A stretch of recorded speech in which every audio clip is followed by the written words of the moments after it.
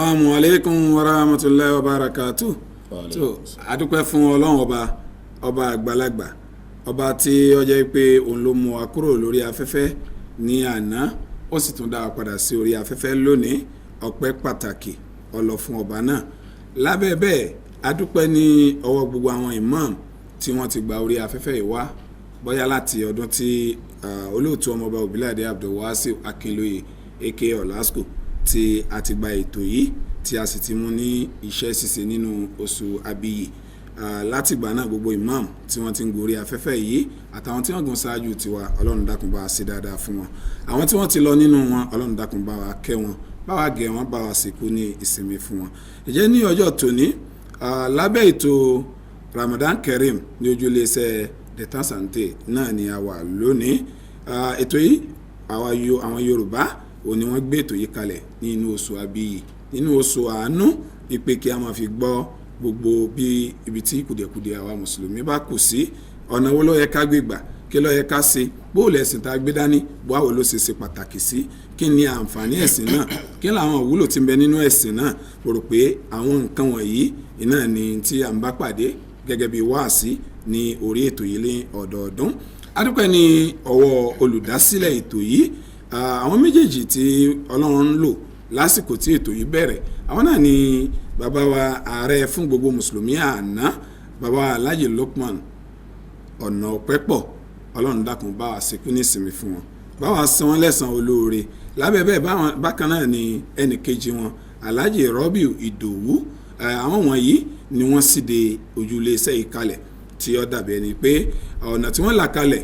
gẹ́gẹ́ bí Islam ṣe sọ wípé gbogbo ẹni tó bá ṣe olóore kan kalẹ̀ tí ọ̀pọ̀lọpọ̀ ẹ̀dá bá ń jàǹfààní lábẹ́ rẹ̀ yóò sì máa gba ẹ̀san rẹ̀ ní iwájú Ọlọ́run ọba. Àdúpẹ́ pípọ̀. Àwọn adúpẹ́ lọ́wọ́ gbogbo àwọn tí wọ́n ti ran ètò yìí lọ́wọ́ lẹ́yìn ìgbà tí àwọn bàbá méjèèjì yóò sí láyé mọ́ títí di ọjọ́ tòní. Ọlọ́run ọba kò ní jẹ́ kí títán kó dé bá ọlá ọ̀dọ̀ yín. Ọlọ́run ọba yóò fi àlékún oore sí ọ̀dọ̀ ẹnì kọ̀ọ̀kan wa. Ǹjẹ́ lórí ètò lónìí a bá bàbá wa àáfàá wa Fadilat Sheikh Alhaj Alimam Temim Abdulrasheed Àríkéwúyọ̀ láti àdúgbò Sòsímì lọ́hùn ní mọ́sálásí Albayan. Ibẹ̀ ni bàbá ti gbéra tí wọ́n ti wá sí ojú iléeṣẹ́ lónìí láti wá tú díẹ̀ nínú ntọ́lọ́run fún wọn nínú mọ̀ láti fi ran gbogbo àwa mùsùlùmí lọ́wọ́. tó bismillah. Ya Rabbi bil Qur'an, Ya Rabbi bil Qur'an, zid bil karamati Shaykh Tamim. Ya Rabbi bil Qur'an, Ya Rabbi bil Qur'an, zid bil karamati Imam Tamim. أعوذ بالله السميع العليم من الشيطان الرجيم. بسم الله الرحمن الرحيم. الحمد لله رب العالمين حمدا كثيرا طيبا مباركا فيه كما يحب ربنا ويرضى، والصلاة والسلام على نبينا محمد صلى الله عليه وسلم وعلى آله وأصحابه أجمعين. ثم أما بعد، فيا عباد الله أحييكم بتحية الإسلامية. السلام عليكم ورحمة الله وبركاته. وعليكم السلام ورحمة الله وبركاته. adúpẹ́ fún Ọlọ́run, alhamdulillah. ọba tí a fi ọpẹ́ fún, òun ló ṣọ́ wa láti èṣí títí fi di àsìkò tí a wà yìí. Masha Allah. ọba tí a fi ọpẹ́ fún, òun ló ní kí a bára wa láyé tá a wà ní àyájọ́ tèní. ọba iná ló fi ìdùnnú rẹ̀ ló fi kó gbogbo àjọ báyìí, ló ní kí a máa wòra wa ká sì ní àǹfààní àti lè máa gbọ́ra wa. ọba tí ó wá ṣe bẹ́ẹ̀ fún èmi àtẹ̀yin, a máa dúpẹ́ fọ́lọ́run ọba náà. alhamdulillah. ẹ̀rọ ọmọ ìyá mi tó ń wò mí tí wọ́n náà bá nẹ́nu, ìwọ náà sọ gbólóhùn alhamdulillah. Alhamdulillah. lẹ́yìn eléyìí atọrọ ìkẹ́ tó pọ̀, ọlá tó pọ̀ fún ànábì wa Muhammad sallallahu alayhi wa sallam.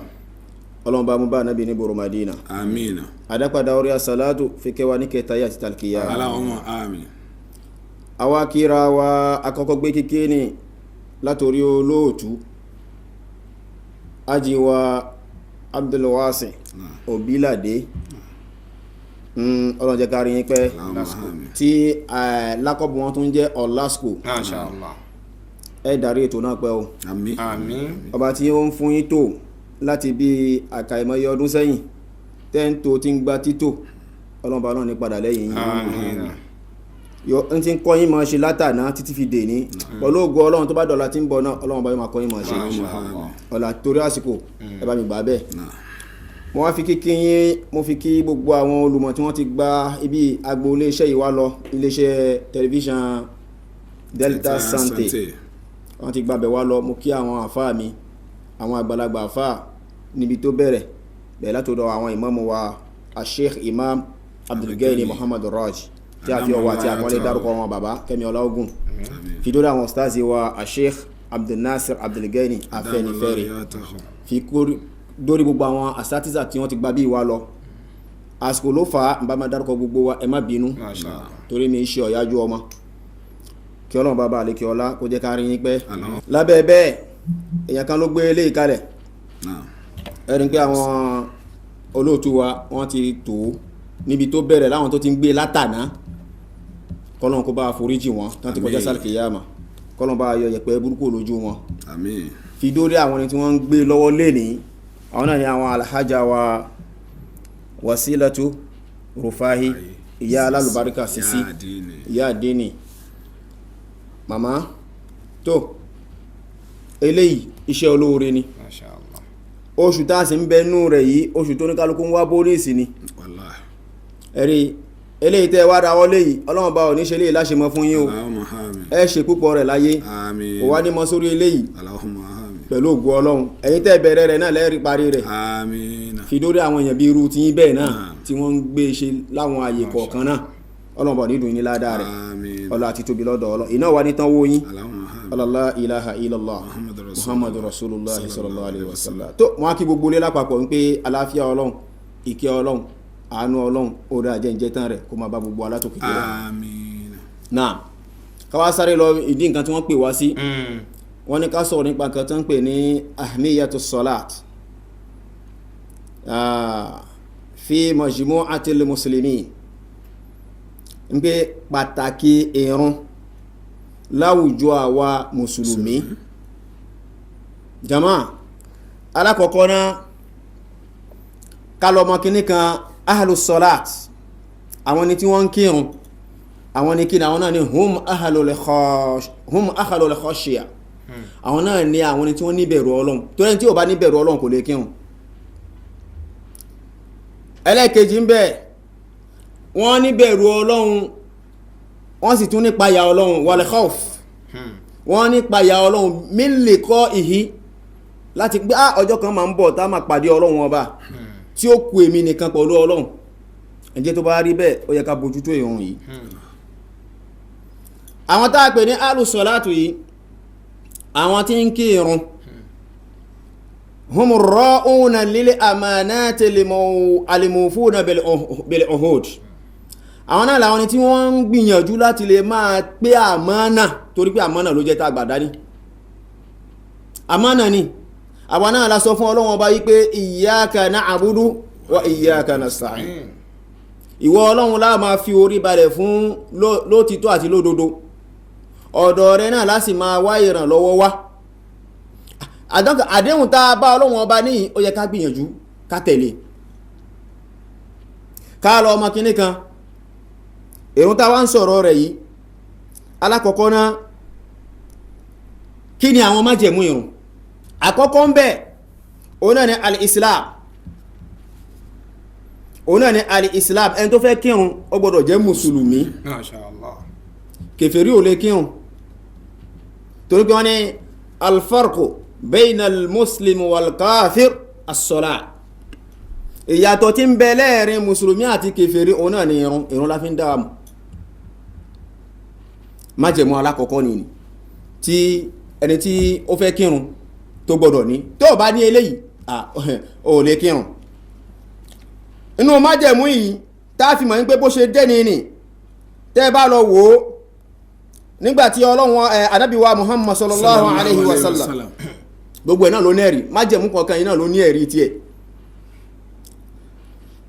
tí ànábì rán Mu'az ọmọ Jabal ó rán lọ sílùú Yaman ń sọ fún wípé tó bá débẹ̀ ó bá àwọn ọjọ́ kan pàdé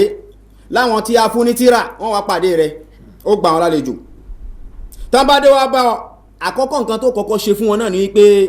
fari'uhum ila an yashhadu an la ilaha illallah wa anna muhammadar rasulullah kọ́kọ́ pè wọ́n lọ pé ọkàn wọn lọ sí níbi wípé kí wọ́n ní ìgbàgbọ́ sí Ọlọ́run pé Ọlọ́run bàbá àṣọ ni ń pé ànábì Muhammad òjíṣẹ́ rẹ̀ ní ṣe fa inuhum ta'un laka bizalika tí wọ́n bá gbà fún ẹ pẹ̀lú eléyìí tó bá tẹ̀lé ẹ lórí eléyìí torí àkọ́kọ́ nìní lẹ́yìn náà fa akhbiruhum wípé annallaha kó ṣẹ̀ṣẹ̀ wá fún wọn ní ìròyìn pé dájúdájú Ọlọ́run ọba ó pa wọ́n láṣẹ qad farada alayhim khamsa salawati fi kulli yawmin wa layla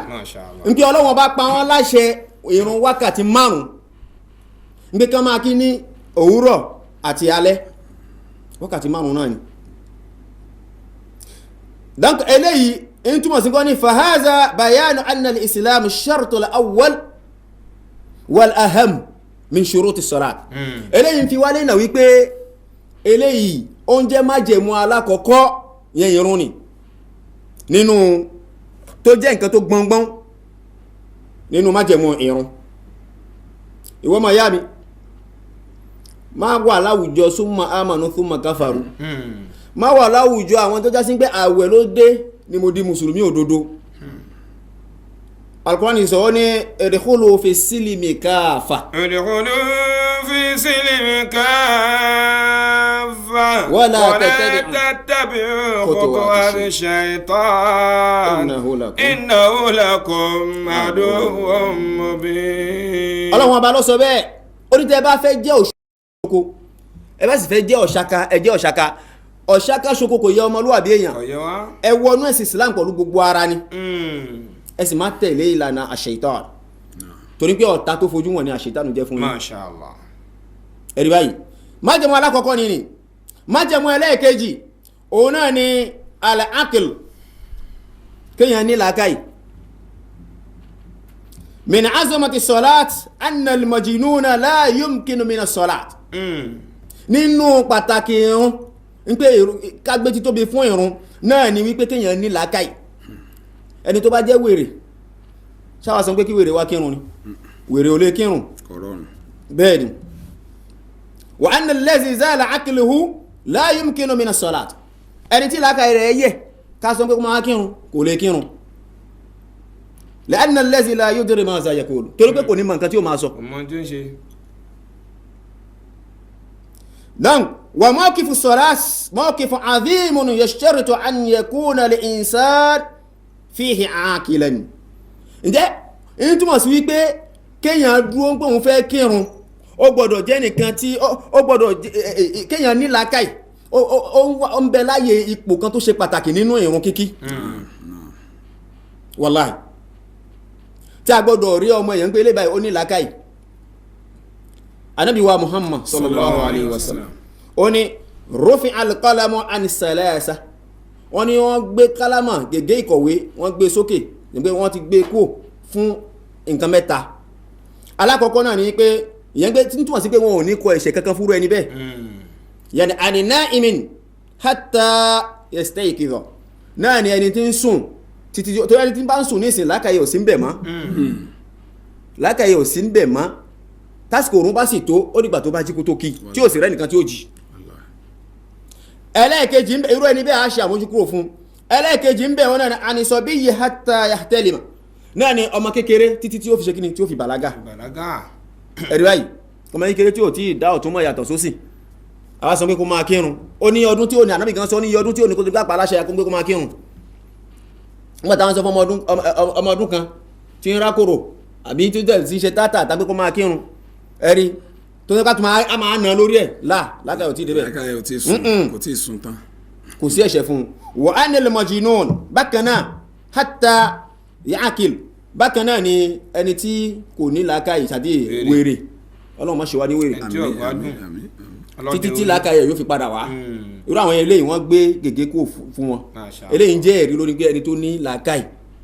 òun ló gbọ́dọ̀ kírun ẹni sì làákàyè ń bẹ nínú pàtàkì ìrun kíkí ẹlẹ́kẹ̀ẹ́ta ń bẹ nínú májẹ̀mú rẹ̀ òun náà ni at-tamyiz kéèyàn bàlágà ẹ̀gbọ́n kéèyàn dá ọ̀tún mọ̀ yàtọ̀ sósì Ànábì wa Muhammad sallallahu alaihi wasallam ó ní muru sabiyya bis-salati idha balaga 7 sinina wa idha balaga 10 sinina fadribuhu 'alayha ó ní ẹ pa àwọn ọmọ yín láṣẹ nígbà tí wọ́n bá ní ọdún méje ẹ bẹ̀rẹ̀ sí ní pa wọ́n láṣẹ kan máa kírun ẹ máa kírun tán bá di bí wọ́n ní ọdún mẹ́wàá nísìn tán bá wá kí ẹ bẹ̀rẹ̀ sí ní nà wọ́n ẹ dákun torí Ọlọ́run mélòó nínú wa tó na ọmọ nítorí pé kò kírun mélòó ni nínú wa tó bá ọmọ rẹ̀ wí tẹ́lómi bá bẹ́ẹ̀ wí nítorí pé kò kírun nǹkan tó máa sọ ní pé Ọlọ́run òróró fi lẹ̀ àmọ́ tó wáyé pé kò bá tí ì jẹun ká ní pé ó bá lébi ń pa òun nísìn ó tètè sáré sí i àbí ká ní pé ọjà ló ní kó lọ bá òun ṣọ́ kó lọ bẹ́ẹ̀ tọ́ àbílẹ̀wé ni ò bá lọ ní ó yẹ gbà fún un àmọ́ ó kírun kò kírun subhanallah kò kàn ẹ́ afẹ́wò bẹ̀ tó ìjà sí pé irun yìí nọmba túláàsì ni kìí ṣe nọmba tó pọ̀ fẹ́ ẹ̀rí náà tábà lọ wo májẹ̀mú ẹlẹ́kẹ̀ẹ́ta ni májẹ̀mú ẹlẹ́kẹ̀ẹ́rin nínú irun òun náà ni at-tahara minal hadath kéèyàn mara kú níbi ẹ̀gbin ẹ̀rí Ànábì wa Muhammad sallallahu alaihi wasallam ó ní la tuqbalu salatun bi ghayri tuhur ó ní Ọlọ́run bá ò ní gba ìrun tí a bá ní ìmára pẹ̀lú rẹ̀ o tí ò bá sí mọ́tótó pẹ̀lú rẹ̀ ìrun tí o fẹ́ kírun nísìn o wá ṣe o ṣàlùwàlá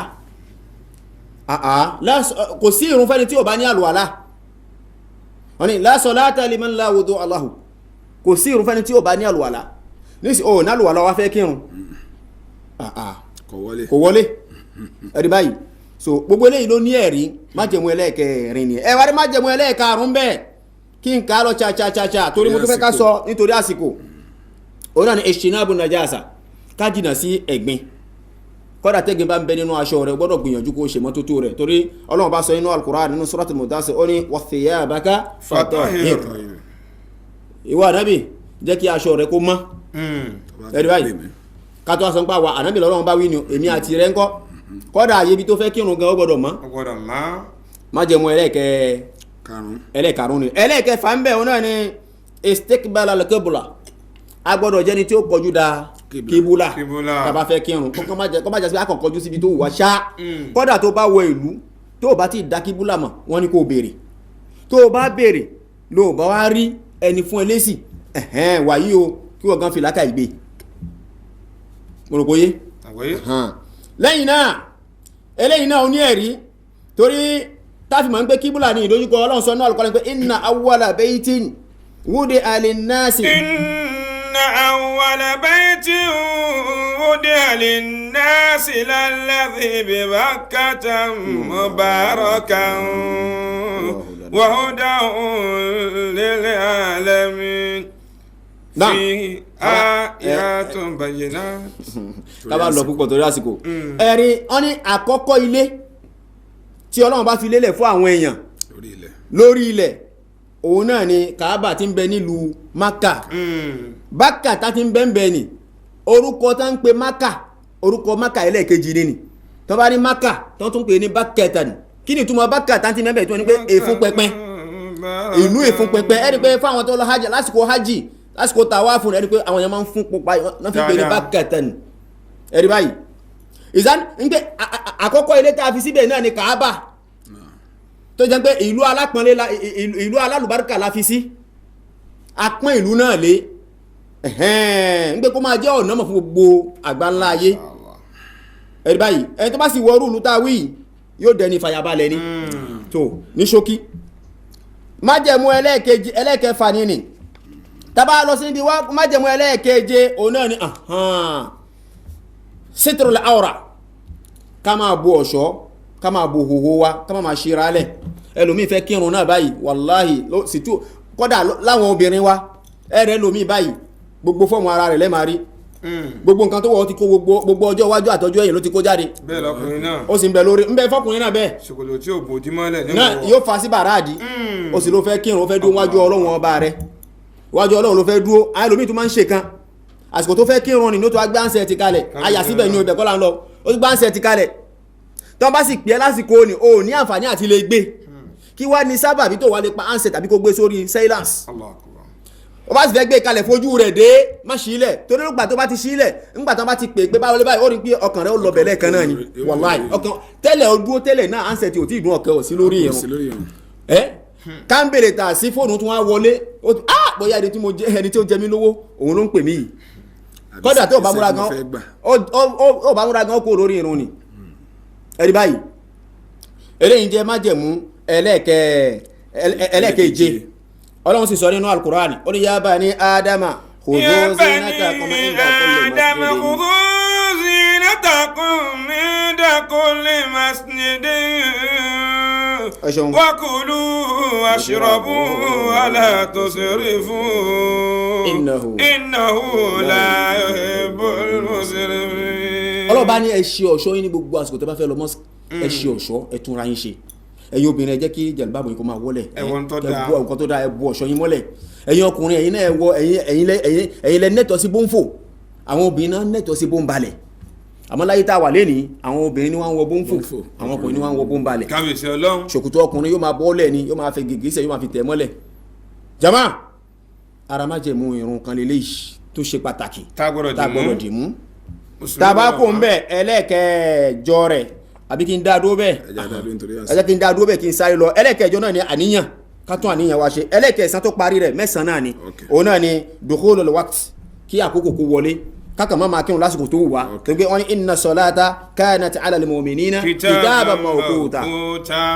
ìrun ọ̀ranyàn ló jẹ́ o fún gbogbo olùgbàgbọ́ òdodo lọ́kùnrin àti lóbìnrin ó sì ní àkókò tá a gbọ́dọ̀ kí àkókò kan ó tó a máa fi ráre tí ó sì gbọ́dọ̀ rí bẹ́ẹ̀ náà tabako ń bẹ ká lọ sí níbi wípé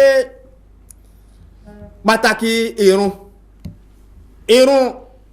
azmullahi sha'nu salati ta'ziman ọlọ́wọ́n bá pọ́n ó gbé irun tóbi ó gbé iyì àpọ́nlé fún irun Masha Allah nítorí eléyìí tá a fi mọ̀ pé ọlọ́wọ́n bá gbé àpọ́nlé àti iyì fún irun ó gbé irun tóbi ó bàbàrà irun lórí ìṣesí tí irun wà ìṣesí tó tóbi ni ó pàtàkì rẹ̀ táàfì mọ̀ ní pé fa'urija bi nabiyyihi li ajliha tamyizan li fardiha wa tahkidan ọlọ́run bá sì torí rẹ̀ ló rán ó gbé ànábì rẹ̀ dìde lọ sí sánmà odidi sánmà ẹlẹ́ẹ̀kejì gbé kó lọ gba irun wá nítorí irun ká fi lè mọ̀ pàtàkì irun lọ́lọ́run bá ṣe gbé ànábì dìde ló fi lọ gba irun yìí wá ó ní iye wàhálà tánábì ṣe lọ́nà tí ń lọ tí ń bọ̀ kó tó ní pé irun yìí wá dúró sórí márùn tó dúró sí ẹ̀rí báyìí márùn tó wá dúró ká ní pé bá jù bẹ́ẹ̀ lọ ńkọ́ ìbábà tún nira ní ni ó sì kan ànábì gbà wá pọ̀lú àlàyé tó kún ó sì gbà wá pé kó máa jẹ́ ọ̀rọ̀ yẹn ó tún kàn nípa ó fi ẹsẹ̀ rẹ̀ múlẹ̀ ni wàláì pẹ̀lú bẹ́ẹ̀ àwọn ọ̀pọ̀lọpọ̀ àyà ló sì sọ̀rọ̀ nípa àyà alápọ̀nlé ló sọ̀rọ̀ nípa ìrun léyìí tẹ́yìn náà ti ń bọ́ tá ti mẹ́nu bà láti gbà bákan náà ni ọ̀pọ̀lọpọ̀ hadith tó jẹ́ hadith alápọ̀nlé ló sọ̀rọ̀ nípa ipò tí ìrun wà wà fọ́dílì ha àti ọlá tí ń bẹ fún wà bayanu sifatiha àti àlàyé tí ń bẹ fún àti àlàyé nípa ìròyìn irun hidayatun lil ibadi ila iqamatiha wa irshadan tí ó máa jẹ́ ìmọ̀nà fún àwọn ẹrú sí Ọlọ́run Ọba nípa gbígbé ìrun dúró àti ìfinimọ̀nà àti ìtọ́sọ́nà as-salat ìrun tá ń rí ni umudu din wa ruknul islam òpó ẹ̀sìn ló jẹ́ ó sì jẹ́ orígun nínú ẹ̀sìn islam lórí orígun tó fẹsẹ̀ múlẹ̀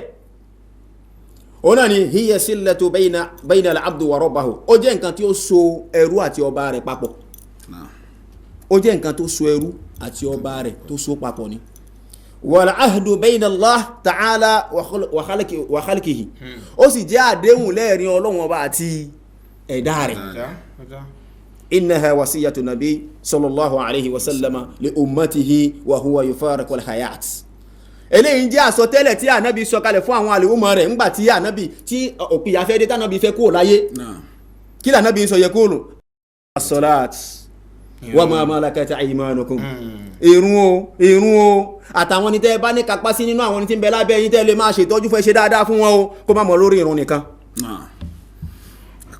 Sahihu Muslim ló gba eléyìí wá. Ǹjẹ́ tó wá rí bẹ́ẹ̀ ẹ jẹ́ kí n bá eléyìí délẹ̀ innaha al-ibadatu allati la tusqatu an ahli al-aza kullu yusalliha hasba taqatihi. Tí ń túmọ̀ sí pé ìrun tá a wí yìí ìbádà ni tó já sí pé ìbádà kan ni ló jẹ́ tí kò sí àwíjàre kan fún wípé a lè sọ pé àríkì dandan ni nọmba túláàsì ni nọmba bó fẹ́ kọ́. Nítorí náà èyí tá a sọ tó ṣe déédéé látọ̀dọ̀ Ọlọ́run Ọba nítorí àsìkò ni wàyílá àsìkò àlàyé ń bẹ púpọ̀ tá a fẹ́ sọ àmọ́ nítorí àsìkò ìtawí tó ṣe déédéé látọ̀dọ̀ Ọlọ́run Ọba ni o èyí tó kù díẹ̀ káàtó tó bóyá ìmọ̀ wa tó kéré àbí àìmá ni àgbékalẹ̀ tó kọ́nà kó ṣàforíjì fẹ́ nìkan kan wa. Wassalamu alaikum warahmatullahi wabarakatuh. tó adúpẹ́ ní ọwọ́ àáfà wa alhaji wa alimam Tamim Abdulrasheed Arikewuyo ẹ ṣeun pípọ̀ wọ́n ní kì í dùn kọ́ pọ̀ sókè báyìí náà ní ọbẹ̀ oge ọ̀rọ̀ lórí irun iná ni àti gbọ́ yìí ǹjẹ́ a ní ìbéèrè ẹyọkan àbí méjì tí a fẹ́ kẹ́ bá wa fi ṣe àǹfààní fún àwọn ará ilé ìbéèrè àkọ́kọ́ ni pé irun kíkí tá à ń wí yìí àti gbọ́ yìí pé anabi Muhammad sallallahu alayhi wa sallam òun náà ni ọlọ́sọ́dọ̀ olúwa ọlọ́run ọba wa tó sì lọ́ọ́ gbà wá ṣùgbọ́n irun kíkí yìí ọ̀pọ̀lọpọ̀ àwọn ọ̀rọ̀ kan jáde lórí ìrun yìí pé màláíkà Jibril gangan ló sọ̀kalẹ̀ lákòókò ìrun kọ̀ọ̀kan ló wá bá ànábì kírun nígbà tí ó gba ìrun wa ìrun wo gan ni màláíkà Jibril sọ̀kalẹ̀ lákọ̀ọ́kọ́ tọkọ bá ànábì kí. ẹ ṣeun olóòtú Ọlọ́run bá sọ yín lẹ́san ẹ rí i pé màláíkà Jibril ìrun tó wá kọ́kọ́ kí pẹ̀lú ànábì náà ni ìrun zuhur. Allahu akbar. Wọ́n ní fasolli biya az-zuhur hina zalati shams. Ànábì ó ní Jibril ó kí ìrun zuhur fún nígbàtí òòrùn yẹ̀ látàrí. tó òòrùn yẹ̀ látàrí. tó alhamdulillah tó nínú ìbéèrè tó tún wà nílẹ̀ lọ́dọ̀ wa ń bí ǹjẹ́ ó pọn dandan kí obìnrin kírun ní inú ilé àbí kó kí ní mọ́sálásí. ẹ ṣeun olóòtú ẹ rí i pé kóbìnrin kírun nínú ilé òun ló fi ní ọlá fún ojú wípé kó kí ní mọ́sálásí àmọ́ ànábì sallallahu alaihi wasallam ǹjẹ́ wọ́n pé tí àwọn obìnrin bá dé àwọn fẹ́ lọ kírun ní mosque ẹ má kọ̀ fún wọn o ẹ má kọ̀ fún wọn àmọ́ kan kí nínú ilé lọ́dẹ̀dẹ̀ ọkọ wọn ni òun ló fi ní ládàá fún wọn jù. tó lórí eléyìí náà la fẹ́ mú béèrè wa irun tó wá jẹ́ ọjọ́ jimá tó jẹ́ irun jimá yìí ìjẹ́ obìnrin lè dá kí nínú ilé fúnra rẹ̀. ẹ ṣeun obìnrin lè irun júmọ̀ àwọn kí irun júmọ̀ nílé tí ó bá kí irun júmọ̀ wọn ni yóò fi rọ́pò zuhuru ní òkè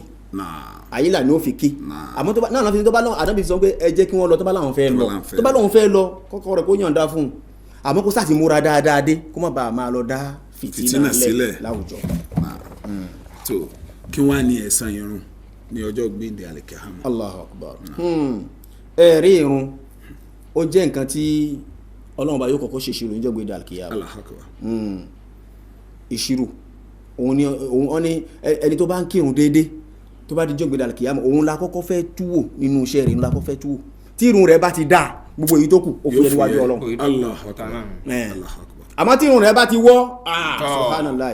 tó ìṣiròdé ni. tó Ọlọ́run kó ṣàánú wa àmín. torí àkókò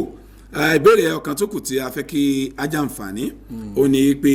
ìbéèrè yìí ń sábà máa ń wáyé pípọ̀ ní àkókò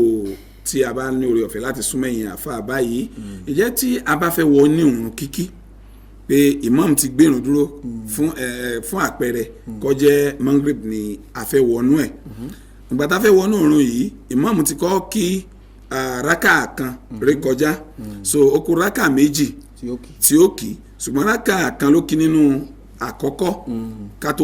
tó wọnú òrùn so nígbà tá a fẹ́ wọnú òrùn yìí rákà kan ti bọ́ fún ilé tó wọnú ẹ̀ rákà kan ti bọ́ so nígbà tá a fẹ́ wọnú òrùn yìí ìmáàmù ti ń gbé orí nílẹ̀ nínú rákà ẹlẹ́ẹ̀kejì ìmáàmù fẹ́ gbórí nílẹ̀ ládé láti kírun a sì mọ̀ yìí pé ó ti di dandan yìí pé Allahu Akbar àkọ́kọ́ dandan ni ká ṣe kó tó di pa wọ inú òrùn tí ìmáàmù bá ti wá gbórí ńlẹ̀ tí àwa ṣe Allahu Akbar tábàjọ́ ìmáàmù lásìkò tí ń gbórí ńlẹ̀ ń bọ̀ ìjẹ́ abáraka yẹn àbọ̀ bọ́ lọ́wọ́ wa. ẹ ṣeun alákọ̀ọ́kọ́ ná méjì ni ṣẹ́ẹ́rí tí àsìkò tí ìmáàmù fẹ́ wọ́n ní tá bá fẹ́ wọnú ìrun ká má rush wọnú ẹ̀ ká má sáré wọ̀ ká ṣe pẹ̀lẹ́pẹ̀lẹ́ ká wọnú ẹ̀ kódà tá a bá padà bá ìrun ni àti bala kódà tó wá ní pé lórí àtáyà la bá ìmáàmù àti bala àjàmá àsìkò tí ìmáàmù wa ń gbórí sókè tá a wá ṣe takbiratul ihram tó jẹ́ pé wájib ọ̀rọ̀ yẹn ní àbọ̀dọ̀ má ṣe kó ní pé ó ṣe tán ó fa balẹ̀ díẹ̀ kó tó lọ ẹlẹ́ẹ̀kejì orí ìmáàmù ti ń bọ̀ wá òkè rákà yẹn ti bọ́ mọ̀ pé rákà méjì ti bọ́ fún ẹni ni rákà kan ló kù fún ẹ. tó tí a bá fẹ́ san rákà méjèèjì yìí sẹ́n pé méjì ti bọ́ ẹlẹ́ẹ̀kẹta tó ṣẹ́kù àní ké sókè tí a bá fẹ́ san bó o ní a sì san padà ṣe a pàdé nígbà tá a bá bá ìmáàmù kí ẹyọ kan tó kù lórí dídákẹ́ rọ́rọ́ yìí ṣé méjì tó kù tá a padà san yẹn ṣé kíké sókè la ké ni àbí a ké ní ìdákẹ́ rọ́rọ́. ẹ ṣeun kò sí ìtẹ́ mọ́nu méjèèjì tí ò lọ so ẹ mú rákà kan wá lálákọ̀ọ́kọ́ ẹ lè mú wá bẹ́ẹ̀ kẹ́ẹ̀kẹ́ sókè kẹ́ẹ̀ fi jọyìn rákà kan tí ẹ bá ẹ jókòó ẹ ṣàtáyà ẹ wá dìde nísìn ẹ wá mọ ẹ̀kan tó kù wá ẹ kì í jẹ́jẹ́ tó bá sì tún wù yín ẹ lè mú wọ́n pè kan ní ìdìrá wọ́n pè kan ní ìtìmá ẹ̀ ń pé ẹ fi pé ni àbí ẹ fi lé bá ni èyí tẹ́ bá mọ́nu méjèèjì gbogbo ẹ̀ náà lọ́lọ́ àmọ́ wà áfídọ́ọ̀lù èyí tó fi ń lọ́lájú ni pé kẹ́ẹ̀ kan sókè kẹ́ẹ̀ wá kékan tó kù ní jẹ́jẹ́. tó adúpẹ́ ní ọwọ́ Ọlọ́run fún ìmọ̀ bàbá ìmọ̀ tí wọ́n wà ń kalẹ̀ lónìí torí pé ẹja ńlá ni ìwọ wá gbé ìdánwò àkọ́kọ́ tí a ṣe fún wọn lónìí ó jẹ́ nǹkan tí ó wú mi lórí pípọ̀ wípé ààyè tí a gbé wọn lọ láti béèrè nípa ìrun wo ni màláíkà Jibril kọ́kọ́ kí pẹ̀lú anabi Muhammad sallallahu alayhi wa sallam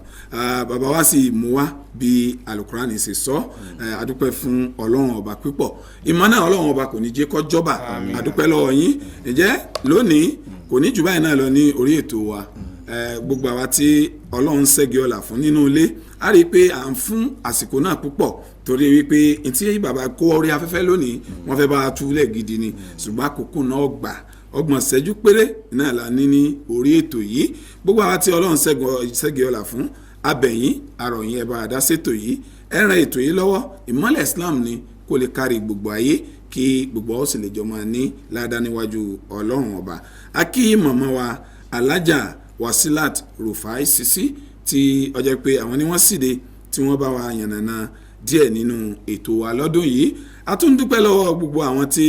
wọ́n ti mú wa ní ẹni tèrè èjì tèrè pé ká sopọ̀ kó fi dòdìdì tó Ọlọ́run ọba yóò bo ẹnìkọ̀ọ̀kan wa láṣìírí àwọn ń retí gbogbo ẹ̀yin tí Ọlọ́run ṣẹ́gi ọlà fún láti bá a dá sétò yìí láti kún wa lọ́wọ́ lórí ètò yìí kí àwọn èèyàn lè gbádùn àwọn àfáà tí a bá gbé wá Ọlọ́run ọba yóò ṣe dáadáa fún ẹnìkọ̀ọ̀kan wa tó ìjẹ́ lónìí a máa fi